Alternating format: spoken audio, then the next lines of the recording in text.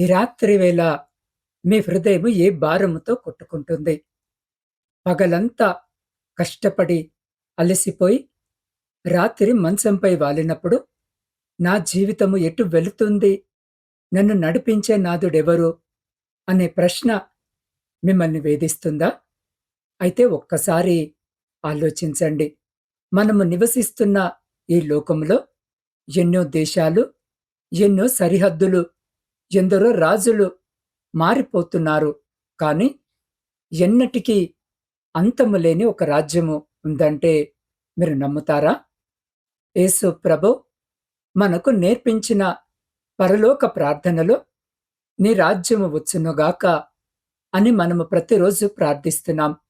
అసలు ఆ రాజ్యము ఎప్పుడు వచ్చింది? అది భవిష్యత్తులో ఎప్పుడో వచ్చేదా? లేక ఇప్పటికే మీ జీవితంలోనికి ప్రవేశించిందా?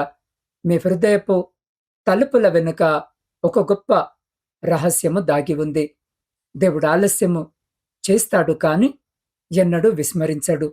ఈ రాత్రి ఆయన మీతోనే మాట్లాడబోతున్నాడు.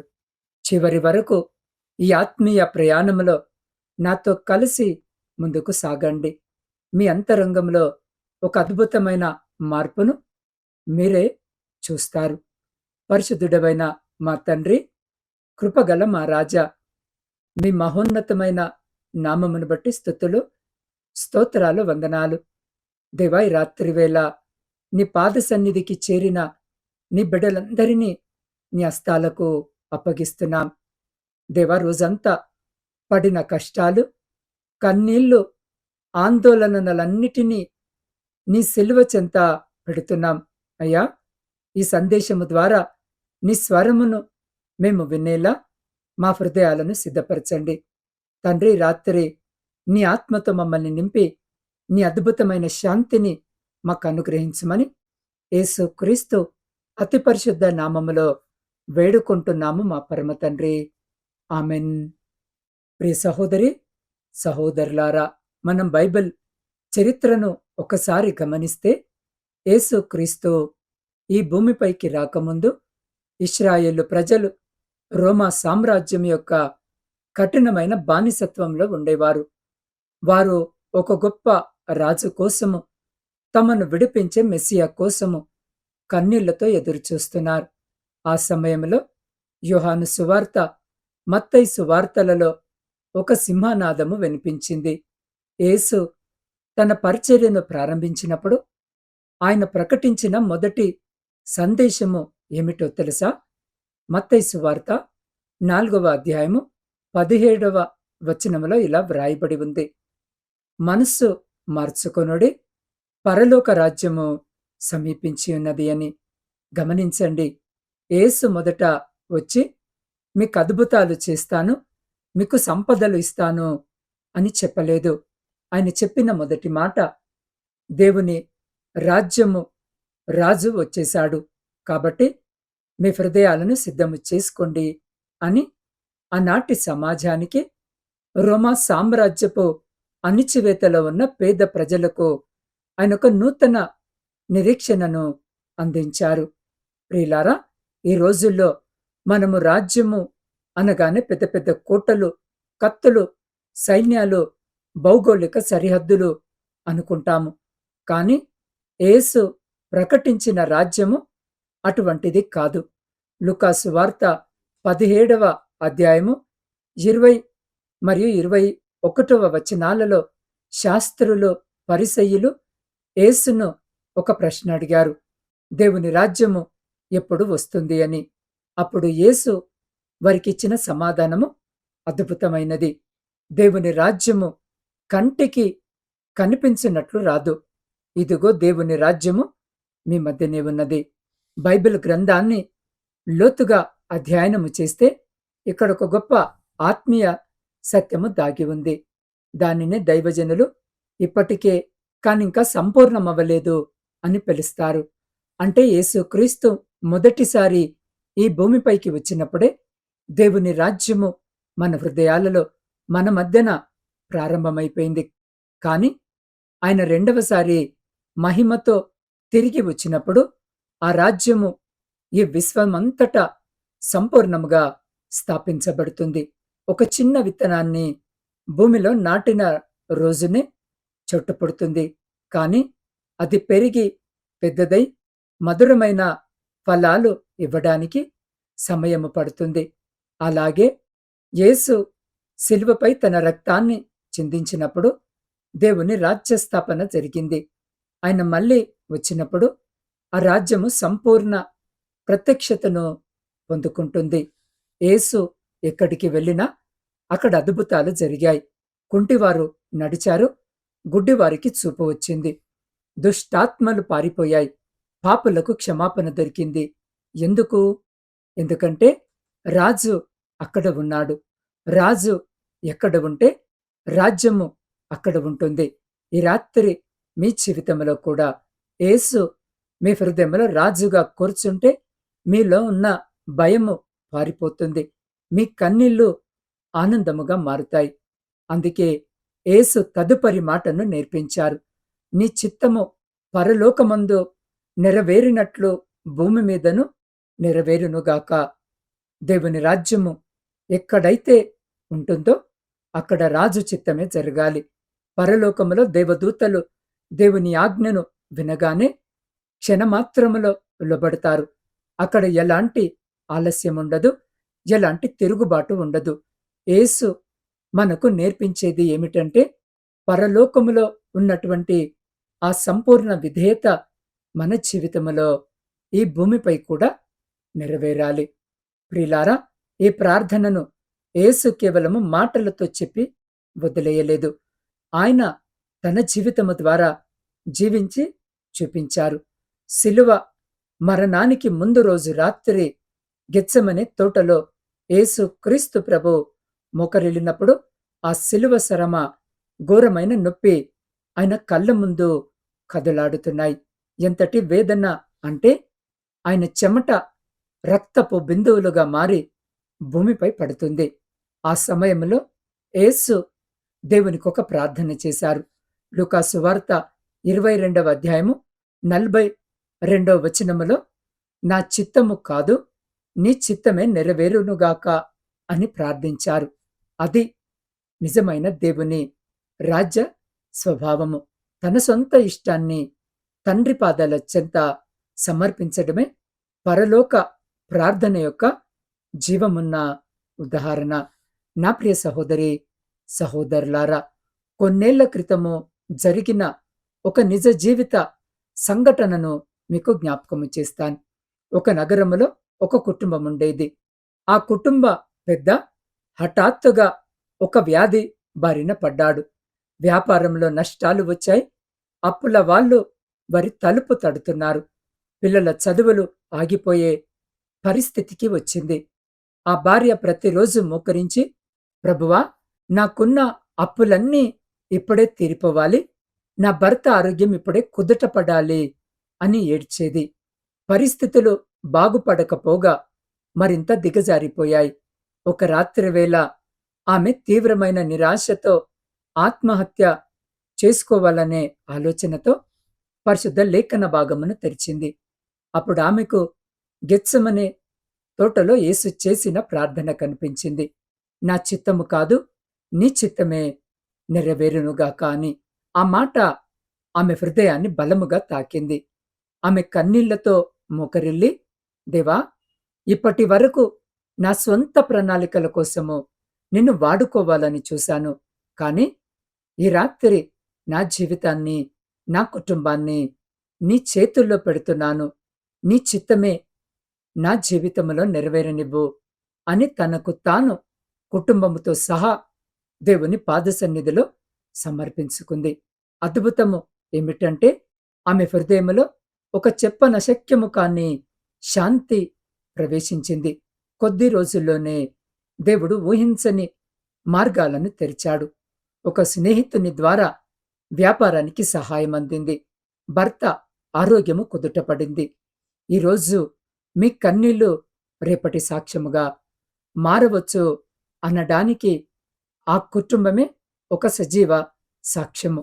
ఎప్పుడైతే మనం మన చిత్తాన్ని వదిలేసి దేవుని చిత్తానికి లోబడతామో అక్కడ దేవుని రాజ్యము ప్రత్యక్షమవుతుంది. నా ప్రియ సహోదరి, సహోదరుడా, ఈ అద్భుతమైన సందేశము ద్వారా దేవుడి రాత్రి మీతో ఏమి సెలవిస్తున్నారంటే, నిజమైన ప్రార్థన అంటే దేవుడిని మన కోరికల చుట్టూ తిప్పుకోవడము కాదు. నిజమైన ప్రార్థన అంటే మన హృదయాన్ని దేవుని సంకల్పానికి లోబరచడం. దేవుని రాజ్యం అనేది కేవలము చనిపోయిన తర్వాత వెళ్ళే స్థలము మాత్రమే కాదు. అది భూమిపైనే మన అంతరంగములో అనుభవించాల్సిన ఒక ఆత్మీయ స్థితి. మీ హృదయములో యేసుకు మొదటి స్థానం ఇచ్చినప్పుడు మీ చుట్టూ ఉన్న పరిస్థితులు ఎలా ఉన్నా మీరు కలవరపడరు. నా ప్రియ సహోదరి, సహోదరుడా, ఈరోజు మన నిత్య జీవితంలో ఉద్యోగ సమస్యలు ఉండి ఉండవచ్చు. తీరని అప్పుల భారము వేధిస్తూ ఉండవచ్చు. వివాహ జీవితంలో మనశ్శాంతి కరువై ఉండవచ్చు. లేదా ఆర్థిక ఇబ్బందుల వల్ల పిల్లల భవిష్యత్తు ఏమైపోతుందో అని రాత్రిపూట నిద్ర పట్టకుండా ఆందోళన చెందుతూ ఉండవచ్చు. ప్రియ సహోదరుడా, సహోదరి, దేవుడు మీ కొరకు పని చేస్తూనే ఉన్నాడు. మీ శ్రమల సమయంలో నా ఇష్టమే జరగాలి అని పట్టుపట్టకండి. దేవుడు మూసిన ఆ తలుపు వెనుక కూడా ఒక గొప్ప ప్రణాళిక ఉంటుంది. ఆ ప్రణాళికను మీరు విశ్వసించి మీ భారాన్ని ఆయనపై వేయండి. ప్రియ సహోదరి, సహోదరుడా, ఈ వాక్యము మన కుటుంబాలకు ఒక గొప్ప పాఠాన్ని నేర్పుతుంది. ఈ రోజుల్లో భార్యాభర్తల మధ్య, తల్లిదండ్రులు మరియు పిల్లల మధ్య గొడవలకు కారణమేంటో తెలుసా? నా మాటే నెగ్గాలి, నా చిత్తమే జరగాలి అనే స్వార్థము. ఎప్పుడైతే ఒక కుటుంబంలో భార్య, భర్త కలిసి మన ఇష్టాలు కాదు, మన కుటుంబంలో దేవుని చిత్తము నెరవేరాలి అని మోకరిల్లి ప్రార్థిస్తారో, ఆ కుటుంబంలో గొడవలు సర్దుకుపోతాయి. ఒకరినొకరు క్షమించుకునే మనసు వస్తుంది. మీ ఇళ్లను దేవుని రాజ్యముగా మార్చుకోండి. అక్కడ సంతోషము వర్ధిల్లుతుంది. నా ప్రియ సహోదరి, సహోదరుడా, మీరు ఒంటరిగా లేరు. ఎందుకంటే దేవుడు మీతో ఉన్నాడు. విశ్వాసముతో నిలబడిన ప్రతి అడుగు దేవుని మహిమను చూస్తుంది. మీ ప్రార్థనలకు వెంటనే సమాధానము రాలేదని నిరాశ చెందకండి. దేవుని సమయము ఆయన ఎప్పుడిస్తాడో అప్పటి వరకు వేచి చూడండి. ఆయన మీ జీవితంలో ఉంచిన ప్రతి శోధనను ఒక శ్రేష్టమైన ఆశీర్వాదముగా మార్చగల సమర్థుడు. దేవుని ప్రేమ ఎన్నటికీ తగ్గదు. ఆయన వాగ్దానాలు ఎన్నటికీ తప్పిపోవు. కాబట్టి విశ్వాసముతో నిలబడండి, ధైర్యము తెచ్చుకోండి. నా ప్రియ సహోదరి, సహోదరుడా, ప్రార్థన ఎప్పటికీ వృధా కాదు. మనం మోకరిల్లి నీ రాజ్యము వచ్చునుగాక, నీ చిత్తము నెరవేరునుగాక అని ప్రార్థించినప్పుడు పరలోకపు శక్తులు మన పక్షాన కదలడం ప్రారంభిస్తాయి.